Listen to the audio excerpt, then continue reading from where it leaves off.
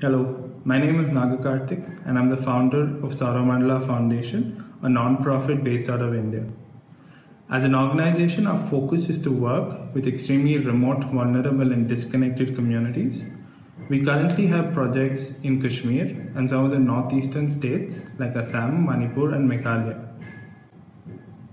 With the COVID-19 pandemic, about 1.5 billion students are out of school globally due to school closures. This magnitude of disruption to education is unprecedented. In India and globally, students from marginalized communities have been impacted the most, as without devices and internet connectivity, their education has all but halted.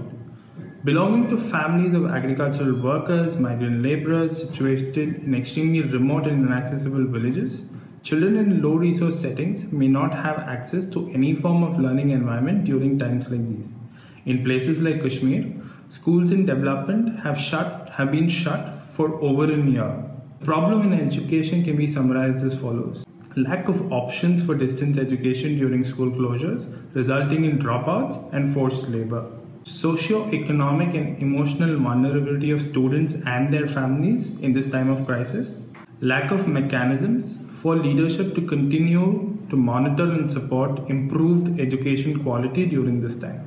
The COVID-19 pandemic has brought a sudden halt to the lives of rural communities in India, especially the kids who spent the last 6 months without an access to education and schools.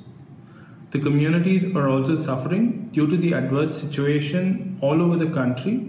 The pandemic is, however, going to have a long-term impact on the lives of the people and the children, affecting their livelihoods, learning levels, and daily routines. We at Sauramandala Foundation have been working in the remotest corners of villages in Assam, Meghalaya, and Manipur for the last 2 years, and we understand some of these situations very well.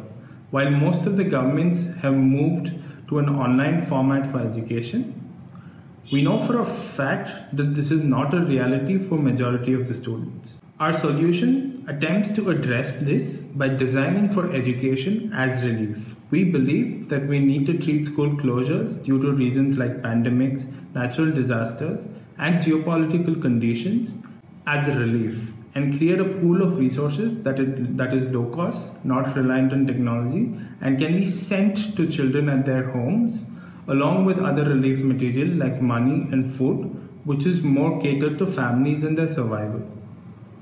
When we think of relief, we usually think of foods, clothes, medicines, and money, but we think that this boundary needs to be pushed to accommodate the learning and development of children during times like these. So our goal is to design, develop, and distribute an education relief kit, which is basically a low cost, not in need of tech, durable, conducive and dynamic to use, which is relevant for multiple age groups.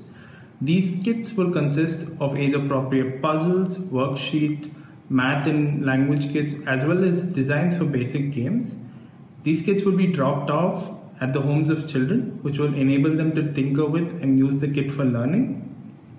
The kits can be locally made to a large extent, and this will create employment for artisans within the community, thus also impacting the livelihoods and the income of the people.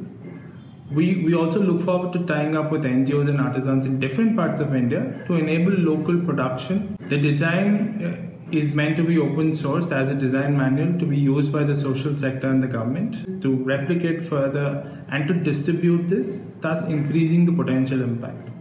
The idea really over here is to build an open source repository of education relief material so that when the next flood happens or a virus arrives or if there is geopolitical tensions, learning and development of our children does not need to stop.